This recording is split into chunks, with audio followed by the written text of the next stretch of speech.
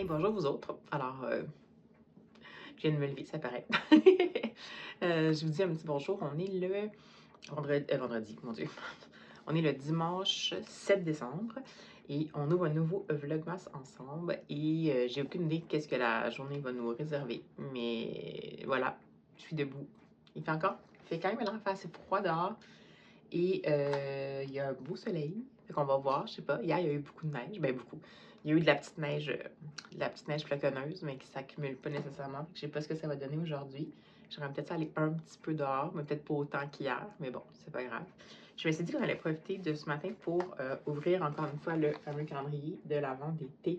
Parce que je crois que je l'ai ouvert avec vous jusqu'au 5. Eh oui, c'est ça. J'ai pas fait hier ni aujourd'hui. Donc, on va ouvrir le 6 ensemble ici pour voir ce que ça va donner. Je suis pas sûre que je me souviendrai de tous les thés, mais je pense que oui. Parce que le dernier, c'était un oolong, puis je vous avais dit qu'il était parfumé, puis ça me surprenait. Mais je pense que c'est vraiment parce que l'ensemble du calendrier est assez parfumé, fait que je sais pas si c'est vraiment la poche en tant que telle, la pochette en tant que telle qui fait ça. Donc ici, on est avec un thé noir. Ouh, ça va être intéressant. Un thé noir forêt noire. Donc, feuille de thé noir, pomme grenade, queue de cerise moringa, fèves de cacao, canneberge, pétales de bleuet et de cartame et arômes naturels. Ça doit être vraiment... Ah, ça sent vraiment le gâteau forêt noire. Genre, c'est vraiment incroyable. C'est à cause des fèves de cacao, là, mais aïe aïe. Super intéressant. Donc, pour celui-ci, voilà. Donc, forêt noire, c'est un thé noir, hein, j'avais dit. J'ai dit ça, hein? Aidez-moi. Thé noir, forêt noire. Un thé noir, forêt noire, après le oolong. Et le 7 est facile à trouver. Il est juste vis-à-vis, finalement, aujourd'hui. Et le 7 sera donc... D'habitude, on disait que là, il est très parfumé, mais je sais pas, je me dis peut-être un thé vert ou un thé blanc ou... Aucune idée. Aucune idée. On verra bien. Qu'est-ce que ce sera? Là, je le sens pas avant, je regarde la description. Thé vert. Ah, quand même. Hein? Je vais aller voir. Thé vert Blue Mango. Donc, feuilles de thé vert, ananas, fleurs de mauve et arômes naturels. Très, très fruité. Mais très... ouais, en fait, ce qu'on sent là, c'est comme l'ananas confit, un peu. Fait que, je sais pas ce que ça va donner en thé. Thé vert fruité, je suis moins ça, mais quand même, ça me semble prometteur. Alors voilà, donc un thé noir et un thé vert, mais les deux aromatisés. Alors voilà, on est toujours, on est à jour enfin dans le calendrier des thés. Et ben c'est ça, voilà, il va y avoir mes lectures de romans de l'Avent à faire aujourd'hui. J'ai mon fameux livre qu'il faut que je rapporte à la bibliothèque, que j'ai pas eu le temps de lire, finalement, La jeune fille au crâne. Je vais voir si je le lis rapidement avant d'aller le porter ou si je le rapporte en retard ou si j'attends juste une prochaine fois puis que je me lance. C'est sûr que si je vais à la bibliothèque, je vous amène avec moi. Puis si je fais autre chose aussi, on verra bien. Mon chum m'a dit hier qu'on pourrait aller acheter un sapin, mais nous, on a un sapin naturel. C'est juste que j'aimerais ça, mais si c'est sûr que 7 décembre, ça nous fait quand même ça fait quand même 17 jours dans la maison, souvent rendu même à Noël, il va être rendu peut-être un peu sec, même si on met de l'eau, je sais pas, on va voir, mais c'est sûr que s'il est motivé, je dirais peut-être pas non. Fait que ça se pourrait, je vais pas vous donner des faux espoirs, mais que peut-être vous voyez arriver un sapin. On verra bien. Alors voilà, sans plus tarder, allez, on lance tout.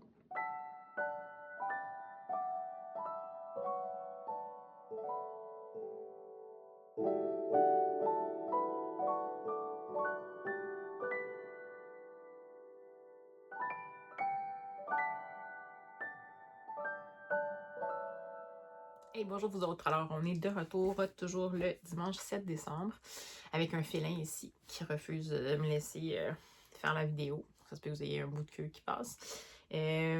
Encore une coupe de cheveux grunge. Post-douche. Voilà. Et bien, on va ouvrir ensemble les calendriers de l'Avent, les autres. Il me restait vraiment de l'Avent à lire, bien sûr, mais vous avez vu que j'ai choisi un album qui était donc le numéro 7. Celui-là, c'est le seul. Il y en a deux dont je me souviens ce que c'est parce qu'on est vraiment des formats atypiques. Les autres, ben, c'est plus difficile pour moi de savoir. Donc, celui-là, si je me souviens bien, c'est un album d'un auteur que j'ai connu quand j'étais petite pour un titre en particulier que j'ai tellement lu avec ma mère. Puis j'en avais lu, je pense, un autre, cet auteur-là. C'est vraiment comme un classique de la jeunesse anglo-saxonne, dans la littérature anglo-saxonne pour les enfants. Donc, on va l'ouvrir. Là, mon chat est super intéressé parce qu'il y a du papier. Oui, je vais te le donner.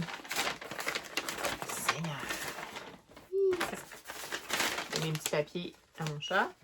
Allez s'amuser. Ça y est, on est parti. Fait que si vous entendez quelque chose en arrière-fond. Donc, c'était pas la plus belle édition, là. C'était juste parce que je l'ai vu puis j'avais envie de le redécouvrir, mais techniquement, je pense que j'ai déjà lu en français, si je me souviens bien. Et ben, c'est ça, peut-être que je ne garderai pas cette édition-là, là, mais c'était juste parce que je voulais lire. Donc, c'est There's a Nightmare in My Closet de Mercer Meyer. C'est publié ici chez Puffin, donc du groupe Penguin. Et on est vraiment dans un album toujours en simplifié là, au niveau de la colorimétrie. C'est toujours comme ça pour Mercer Meyer. Je pense que je me mélange avec lui, puis celui qui avait fait L'homme aux casquettes. Oui, je pense que c'est ça, je me mélange. L'autre, c'était Il y a un dragon dans ma garde-robe. Oui, c'est ça. Donc, celui-là ici, c'est Il y a un cauchemar dans ma garde-robe. Ça, je ne suis pas sûre que je l'avais lu. J'avais lu Il y a un dragon dans ma garde-robe. Puis ça, il me semble bien que c'est le même auteur. En tout cas, je vais voir si je me démêle. Mais à l'arrière, tout ce que ça dit, c'est The Classic Story of Being Brave at Bedtime. Donc, j'imagine que ça va être un enfant qui entend un bruit puis qui ne sait pas trop qu'est-ce qui se passe puis qui va essayer de se défendre comme il peut. On met vraiment, par contre, l'édition que j'ai, c'est une édition très... quand je vais l'avoir lue, je vais sans doute la laisser circuler dans un croque-livre parce que c'est sûr que c'est pas quelque chose pour durer. Mais bref, donc, celui du jour, ça, je me souvenais c'était quoi. Et, pardon, encore une fois, le fameux calendrier de l'Avent. Des mini casse-têtes. J'ai cru dire mini puzzle, mais je dis pas ça mini puzzle d'habitude. Mais là, je me suis laissée influencer. J'écoute trop de booktubeuses françaises. Donc, de mini casse-tête. Attention. Je pense qu'il est au centre, le numéro 7. Oui, tout au centre. Alors, c'est parti pour ça. Si je fais ça comme ça, peut-être. Oui, je pense que je vais être plus stratégique. À chaque fois, j'essaie une nouvelle technique pour pas que ça bouge, puis finalement, ça bouge pareil. Fait que, alors, j'ai failli le voir. Donc là, ça s'intitule Mr. Mole. Fait que Mole, je pense que c'est Taupe. Monsieur Taupe, donc. Ah, c'est dans un terrier. Ah, ça, c'est chouette. Ça, j'aime vraiment ça. Wow! Vraiment hâte. Il y a même une petite boîte aux lettres là, qui est écrit Mr. Mole. Ça, quand j'étais plus jeune, ça aurait été... il me semble que j'avais une histoire justement qui était dans un terrier. Ma mère qui m'écoute des fois, là, si jamais ça te revient, tu peux mettre en commentaire. Il me semble que c'est ça. Ah, c'était la petite taupe. Quelque chose de la petite taupe. Couverture rose pâle. Quelque chose de la petite taupe. Puis c'était pas la petite taupe qu'on connaît, là, qui s'est fait faire caca sur la tête, là, mais c'était vraiment... Puis il me semble que c'était ça, on la voyait évoluer dans un terrier pendant l'hiver. En tout cas, ça me rappelle vraiment ça. Bon, bref. Voilà. Alors, les deux, les deux trucs du jour, voilà. Après, je ne sais pas qu'est-ce qui va se passer aujourd'hui, parce que j'ai proposé à mon copain pour le sapin de Noël, mais il est un peu under the weather, lui aussi. Je pense pas que c'est la même chose que moi j'ai eu, mais c'est plutôt genre dans le genre infection virus respiratoire, parce que c'est le temps. Et donc, il est un petit peu fatigué. Puis, ben, peut-être qu'on pourrait juste prendre ce mot-là aussi aujourd'hui. Puis au début, on était dit, oh, naïvement, on s'est dit, on va aller chercher des petits trucs pour la maison dans les magasins un dimanche avant Noël. Bien sûr, quelle bonne idée. Donc, je ne sais pas ce qu'on va faire, mais bon, je vais regarder ça. Je vais voir si je fais mes lectures. Je vais voir si je vais faire peut-être que si mon copain est encore un peu under the weather, peut-être que je pourrais juste aller prendre une mini-marche dans le village parce que ça fait vraiment un bout que je ne me suis pas entraînée, évidemment, parce que la priorité est juste aller mieux. Mais tu sais, je ne repartirai pas la course directe parce que j'ai peur que ça m'atteigne trop. Mais je pourrais commencer par remarcher, dans le fond, un tout petit peu. Et vu qu'hier, je suis restée quand même dehors très longtemps, je me dis, je pourrais peut-être essayer de faire une marche de peut-être un 20 minutes, 30 minutes, en marchant pas trop vite, puis voir comment ça se passe, puis après ça, voir dans cette semaine comment je fonctionne. Est-ce que je fais plus des marches plus fréquentes, puis la semaine d'après, je vais recommencer la course, ou je commence déjà la course, je vais voir. Je veux juste pas me dépêcher. Des fois, on est un peu impatient, là, parce que ça me fatigue de ne pas m'entraîner, pas par une partie que c'est un peu comme des tocs, là, mais... aussi parce que ça me fait du bien, en fait, de m'entraîner. Mais là, c'est sûr qu'en ce moment, j'ai vraiment pas le corps assez fort pour... en fait, ce qui est un peu... voyons, ironique, c'est que oui, il faudrait que le fait de faire de l'exercice, ça me ferait du bien. Mais en ce moment, j'ai tellement pas de réserve que même juste faire de l'exercice, l'énergie que ça me demande, je l'ai pas. Excusez, mon toupette bizarre. Donc, même l'énergie, je l'ai pas. Fait que je me dis, je pourrais peut-être renforcer tout ça en commençant par la marche. Puis après ça, remettre la course. Je sais pas, je vais voir. Il faut être patient. J'ai quand même été patiente cette semaine pour comment je reprenais finalement les rênes du quotidien puis de la routine. Puis je pense que ça a quand même payé. Ça a été vraiment long puis c'était vraiment plate, mais je pense que ça fait en sorte que j'ai pas trop eu de rechute. Donc je pense que ça va. Fait que je pense qu'il faut juste que je fonctionne de la même façon aussi pour, pour l'exercice. Il faut juste que je sois patiente tout simplement. Et voilà. Donc, mon Dieu, je pensais pas que j'allais vous faire un laïus sur la, la santé physique, ma petite santé de petite mamie. Parce que je suis pas très vieille, mais j'ai une petite santé de petite mamie. Donc, ben voilà. Alors, écoutez, on se revoit bientôt quand quand j'ai d'autres choses à vous dire, quand j'ai d'autres trucs à vous montrer. À tantôt! Hey, bonjour vous autres. Alors, finalement, j'ai lu très rapidement, finalement, le fameux There's a Nightmare. Pardon. Je vais y arriver. There's a Nightmare in My Closet de Mercer Mayer, publié chez Puffin Penguin. Vraiment, mon format, il est affreux. Là, genre, je vais le laisser, je pense, vraiment dans un, je vais le dire, un croque-livre. Après, parce que, bon, au moins, ça va peut-être servir à quelqu'un, là, mais cela dit, je me souviens pas si je l'avais lu celui-là, mais il me semble que j'avais lu qu'il y avait celui-là, Il y a un dragon dans ma garde-robe, puis il me semble bien que c'est Mercer Mayer. J'ai juste pas pris le temps de faire la recherche. Hein? Ça fait 2 minutes que je vous ai dit que j'allais faire la recherche, puis j'avais déjà oublié. Super intéressant. Évidemment, structure répétitive, prévisible. Pour les tout petits, on est vraiment dans genre la peur d'avoir qu'il y ait un monstre dans le placard. Mais là, il dit qu'il y a un cauchemar dans son placard. Donc, c'est une petite notion de plus. C'est pas juste un monstre. C'est un monstre qui va devenir un cauchemar, évidemment. C'est la gestion, évidemment, de la peur du noir et tout ça. Super bien faite. Évidemment, on sent, ça a été publié en 1968, d'où je disais ça tantôt à mon copain, mais d'où justement le choix je pense, des couleurs, là, vraiment orange et vert, ça fait très fin des années 60. Donc, ça reste que Mercer Mayer, son coup de crayon n'a pas nécessairement, ben c'est toujours un petit peu comme ça, vintage.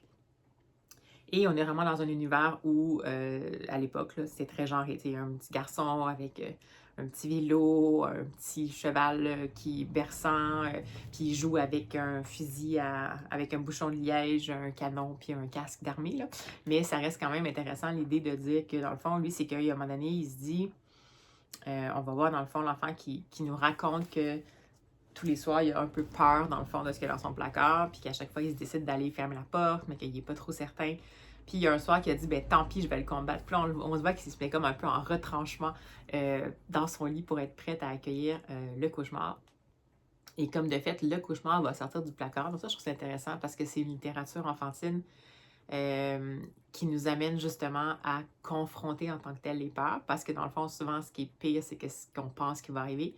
Bon, ça reste que, je dois vous dire que le cauchemar n'a pas une tronche super agréable quand même, mais j'ai trouvé ça intéressant. Donc, le cauchemar va sortir du placard et le petit garçon va être prêt et va faire feu avec son fusil à liège. Et finalement, le cauchemar ne va pas réagir comme prévu. Et c'est super intéressant. Évidemment, c'est là que le point de bascule va se passer. Évidemment, le point de bascule commence tout de suite avant, quand l'enfant décide de prendre en charge sa peur puis de le combattre littéralement. Mais après ça, évidemment, c'est qu'il va y avoir une inversion des rôles, puis ça va être super intéressant, avec même un petit clin d'œil à la fin pour la suite des choses qui montre que l'enfant n'est pas si naïf que ça par rapport à la situation. J'ai vraiment adoré. Oui, ça fait vieillot. Oui, il y a des petits éléments là, qui font comme un peu lever les yeux là, au ciel, mais je trouve que la démarche de l'enfant est excellente. Et ça pourrait nous inspirer en tant qu'adulte pour plein d'autres peurs. C'est vraiment excellent. Fait que je pense que, honnêtement, je l'ai vraiment beaucoup aimé. Et c'est parce que le format que j'ai, je le déteste en fait. Fait que si je le retrouve, ce livre-là, peut-être en hardcover, je vais sans doute me le garder pour la maison parce que c'est trop bon. C'est vraiment un classique de l'enfance. Il a sans doute dû être traduit celui-là, ça c'est sûr et certain. Fait que si jamais ça vous tente de vous plonger dans une époque, je dirais, révolue, mais en même temps qui nous parle quand même des essentiels de l'enfance avec vraiment, entre guillemets, une réaction un peu green flag de l'enfant. Bon, même si techniquement, sa réaction, c'est l'attaque, mais bon, on a ce qu'on peut comme réaction. Vraiment, sa petite réflexion, une fois qu'il y a l'inversion des rôles, puis l'espèce de petite chute à la fin intéressante, je trouve que ça vaut la peine. C'est super court, ça peut être lu pour les tout petits. Je dirais peut-être pas 2 ans, là, parce que c'est sûr que ça reste que les créatures sont quand même assez impressionnantes. À cette époque-là, on se souciait pas de traumatiser les enfants, donc c'est quand même pas très rassurant. Je vous dirais que c'est un peu comme un mélange ça évoque pour moi Maurice Sendak. C'est vraiment un peu... ce qui est le plus proche comme illustration, c'est Maurice Sendak avec Max et les Maximonstres. Fait que c'est un peu cette espèce de dynamique-là qui est un peu comme grinçante. Fait que c'est sûr que pour Max et les Maximonstres, on lirait pas ça non plus à des 2-3 ans. Mais là, comme le sujet est vraiment pour les tout petits, je vous dirais que ça peut être du préscolaire. Ça pourrait même aller je dirais même jusqu'à 5-6 ans. Des fois, ces peurs-là vont rester. Souvent, autour de 5 ans, on commence à avoir un peu plus peur, on commence à avoir plus conscience de notre place dans le monde, puis de potentiellement les dangers qu'il peut y avoir autour de nous autres. Après avoir été reckless, genre à 4 ans, mais on dirait qu'à 5 ans, on dirait que tout nous retombe dessus. Fait que peut-être même jusqu'à cet âge-là, parce que au moins, ça nous montre comment l'enfant, en fait, a toujours potentiellement le choix d'essayer de prendre en charge tout ça. Voilà. Donc, j'ai vraiment beaucoup aimé ça. Vraiment, vraiment. La seule chose que j'ai pas aimé, c'est le format du livre. Sinon, le format physique du livre. Quelle horreur! Mais pourquoi faire un soft cover comme ça? C'est un broché, mais comme il survit même pas. Là, genre, ça se tourne même pas bien. Je sais que c'est c'est parce que c'est pas cher, mais même là, c'est quand même pas donné. Là. Au neuf, c'est comme 13$ pour un format comme ça, ce qui est assez peu courant. Parce qu'habituellement, je vous dirais que les équivalents, mettons, de ces formats-là, mettons, chez Scholastic, souvent, c'est plus comme 10$. On est quand même un peu plus cher. Puis là, ben, ça reste quand même que c'est Mercer Meyer. Fait que j'imagine qu'il y a aussi tout le côté droit d'auteur. Puis peut-être que c'est des ententes différentes, là. Mais je vois en bas ici que c'est indiqué que, selon l'éditeur, il met ça pour du 4 à 8 ans. Fait que je comprends pourquoi. C'est ça que je vous disais, là, en bas de 4 ans, je pense que ça va être trop impressionnant. Puis l'enfant elle n'a pas encore la capacité tant que ça d'avoir en fait, son développement cognitif est peut-être pas encore rendu au fait qu'il arrive à prendre en charge, confronter un peu ses peurs. Donc, je comprends pas. Fait que 4-8, je dirais que c'est bon. Même 8 ans, parce que comme je vous dis, l'enfant, il n'y a pas de 3 heures, là, il est organisé, il s'est fait comme une espèce de plan de bataille. Fait que je pense que ça peut aller. Surtout qu'à partir de 6 ans, on n'a pas trop envie d'en parler. Puis que peut-être que ça peut être quelque chose qui, justement, peut faire en sorte que on l'aborde le soir, discrètement, quand il n'y a pas d'amis à la maison, pour juste essayer de gérer tout ça. Alors voilà, c'était la lecture du jour, donc très bonne lecture. J'ai pas encore fait le petit casse-tête, mais je voulais juste vous faire le retour pour ce livre-là. Fait que je vous tiens au courant pour la suite de la journée. À tantôt!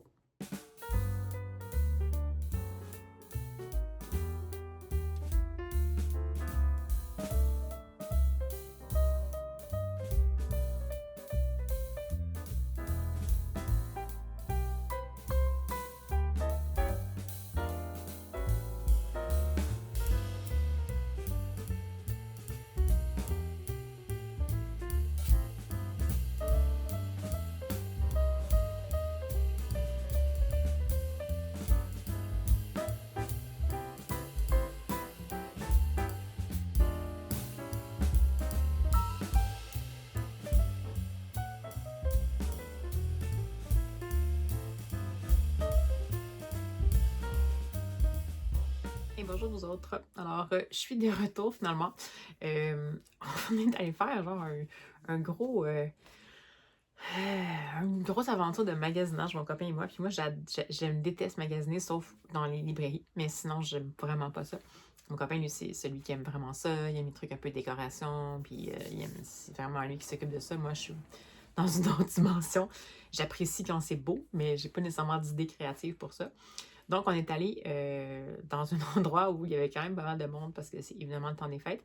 Et puis, c'est un endroit où il y a toutes sortes de choses, de décors, entre autres, cuisine, vêtements. Et puis, cet endroit-là, il y a beaucoup aussi de livres en solde. Un peu, c'est des fins de ligne en anglais, là. C'est comme l'endroit où moi j'achète en distance. C'est pas des fins de ligne, mais des... il y a un nom pour ça. Dans le fond, plutôt que de pilonner les livres, ils vont les vendre pas à perte, mais vraiment pas cher à des gens qui vont se spécialiser dans la vente de ces livres-là qui sont finalement plus destinés dans le fond au grand commerce. Mais c'est des livres neufs. Donc, évidemment, je suis allée me promener là, vous savez bien. Et puis là, ben, je l'ai regardé avec vous. Je vous montrais avec vous ce que j'avais finalement acheté. Au début, je m'étais dit, je vais pas acheter rien. Mais finalement, évidemment que est-ce que j'ai pu résister? Pas vraiment. Mais bon, c'est pas grave. Alors, qu'est-ce que j'ai pris? Tout d'abord, j'ai pris quelque chose de complètement atypique parce qu'habituellement, j'ai déjà été Madame Carnet pour écrire, mais j'écris pas tant que ça. J'ai beaucoup des carnets, mais je les utilise pas tant que ça. Puis là, ben, j'en utilise un pour mes défis littéraires, mais tu sais, c'était pas mon carnet préféré, mais c'était un carnet avec des points comme pour faire un bullet journal. Puis je m'étais dit, ah, ben, tu sais, je pourrais faire ça. Puis je m'étais dit que je voulais faire aussi peut-être un junk journal. Je sais pas trop. Fait que je vais voir ce que je vais faire. Mais là, j'ai trouvé celui-là qui était vraiment beau. Je sais pas si vous allez bien le voir avec la luminosité, mais en fait, ce sont toutes des couvertures de livres qui comportent des titres qui comportent le mot girl. Donc, de l'autre côté aussi. C'est embossé, là, je ne sais pas si vous voyez. Donc, évidemment, à l'intérieur, c'est assez standard. C'est juste vraiment des pages doubles avec des points. Mais je trouve ça quand même intéressant avec une petite pochette à la fin. Puis là, ben, je sais pas pourquoi. J'ai vu un moment où je me suis dit, ah, ça me tente vraiment de le prendre. Donc, j'ai pris ceci. J'ai toujours pas une idée précise de ce que je vais en faire, mais je trouvais ça trop chouette. Après, je l'ai pris celui-là parce qu'il était vraiment pas cher. Parce que c'est sûr qu'éventuellement, j'aimerais ça me trouver une édition en format album jeunesse avec toutes les illustrations en grand format. Mais c'était une édition semi-anniversaire, dans le fond, de Velveteen Rabbit, que j'ai jamais lu finalement, qui est un classique de la jeunesse. Donc, de Marjorie Williams. Puis bon, c'est chez Fingerprint Classic. Là, ils font absolument des livres reliés comme ça avec... voilà, puis avec une tranche, un jaspage doré tout simplement. Puis à l'intérieur, ce que je m'étais assurée en fait avant de l'acheter, c'est qu'on a quand même les illustrations. On a du texte plein, parce que c'est une histoire qui est assez longue, mais on a quand même les illustrations aussi. Sinon, c'est comme ça ici, écrit quand même assez gros. Voilà. Fait que moi, j'avais plus vu sous forme d'album. Album avec beaucoup de texte, en fond. Puis, ben, dans le fond, celui-là, il était là, puis il était vraiment pas cher. Donc, je l'ai pris. Puis, mon conjoint était curieux de voir ça parce qu'on avait vu des produits dérivés un peu de Velveteen Rabbit. Puis, il était comme, ah, c'est quoi ça? Puis, j'étais comme, ah, ben, c'est un classique, mais dans le fond, je l'ai jamais lu. Fait que, bon, voilà. Et sinon, j'ai pas pu résister. Je m'étais dit que j'allais résister parce que j'en ai déjà trop, des éditions. Je vais encore refaire un ménage dans mes éditions que j'ai ici, que j'ai achetées d'un même texte, pour garder seulement celles qui me tentent, puis les autres, je vais les faire circuler. Mais j'ai pas pu résister parce que c'est dans une maison d'édition dans laquelle j'avais déjà The Tenant of Wildfell Hall d'Anne Bronte, que j'avais vraiment, vraiment beaucoup aimé. Et puis, ben là, finalement, j'ai trouvé, écoutez, je peux pas le prendre, j'ai trouvé Anne of Green Gables de Lismore Montgomery avec un chant de Marguerite qui est une de mes fleurs préférées. Donc, ces éditions-là, là, c'est hardcover avec un jaspage doré, les petits signets comme ça. Puis à l'intérieur, la seule chose que je trouve, c'est que c'est du papier lustré. Donc, c'est rare pour un roman. Fait que la seule chose, c'est que si vous lisez avec une lumière, ça va peut-être créer des reflets. Mais je trouve ça trop intéressant. Il y avait une petite illustration, je pense, au début, mais je pense pas qu'il y en a plusieurs. C'est quand Anne décide de se fait mettre au défi de marcher sur le fait d'un toit. Mais je pense pas qu'il y en ait tant d'autres que ça, des planches. Ah, ben quand même. Non, ça, c'est une biographie, je pense. Non, ok, il y a des planches quand même un petit peu au fur et à mesure. Mais tu sais, je ne peux pas m'empêcher de l'avoir. Fait que celle-là, ça fait vraiment partie des belles éditions. Fait qu'évidemment que c'est pas un livre que j'ai jamais lu, c'est un livre que j'ai déjà lu, mais que je veux avoir dans la bibli. Donc, ça. C'était pas donné non plus, mais ces éditions-là sont jamais données. La dernière fois, le Anne Bronte, je l'avais acheté aux États-Unis dans le temps, avant que le méchant... la méchante personne qui était à la tête du pays soit là et que je décide finalement de juste plus aller aux États-Unis simplement, tant qu'il est encore au pouvoir. Mais avant, je l'achetais chez Crow Books, qui est à... bon, évidemment, je me souviens plus de rien. À Burlington, dans le fond, dans le nord-est des États-Unis, qui est vraiment une super librairie de livres neufs et usagés. Puis j'adore aller chez Crow Books, puis j'avais pris cette édition-là là-bas. Puis là, ben, dans le fond, celle-là était là, fait que je l'ai prise. Alors, c'est tout ce que j'ai pris comme livre. C'est quand même pas si pire parce qu'il y avait vraiment beaucoup de choses. On a pris plein d'autres choses, mais c'est des trucs de maison. Là. On a un tapis, une poêle à frire, une nappe, des napperons. Mais là, je ne vous montrerai pas nécessairement ça. Peut-être qu'il y en a qui s'intéresseraient, mais je ne suis pas trop sûre que c'est la clientèle ici. Puis sinon, on a fait un détour par... on avait trop faim, fait qu'on a décidé de faire un détour par... un magasin qui possède une grande arche d'or. Puis c'était la campagne avec le Grincheux de Noël, comme d'habitude. Puis là, il y avait comme un spécial avec des chaussettes. Puis là, j'ai pas pu résister. En plus, ces chaussettes-là, c'est toujours un peu désagréable parce que c'est des chaussettes brodées. Fait qu'à l'intérieur, il y a les fils qui ressortent. Fait que, tu sais, suffit qu'on s'enligne mal puis que là, notre orteil se rentre dans un fil. Mais c'est pas grave. Fait que là, je voulais juste vous les montrer parce que oui, j'ai des chaussettes du Grincheux que je vais peut-être mettre éventuellement là, dans le temps des fêtes. Donc voilà. Alors, chaussettes du Grincheux. Vraiment pas mon genre habituellement, là, mais là, je sais pas, il était là, puis j'étais comme, ah oui, ça me tente d'avoir des chaussettes du Grincheux. Donc, c'est ça qui s'est passé. On a vraiment magasiné longtemps, puis comme c'est pas mon genre habituellement, on est lessivé. Puis là, bon, on a envisagé d'aller chercher le sapin. Premièrement, on était vraiment trop crevés, mais deuxièmement, dans le fond, ça serait mieux qu'on aille plus comme la fin de semaine prochaine.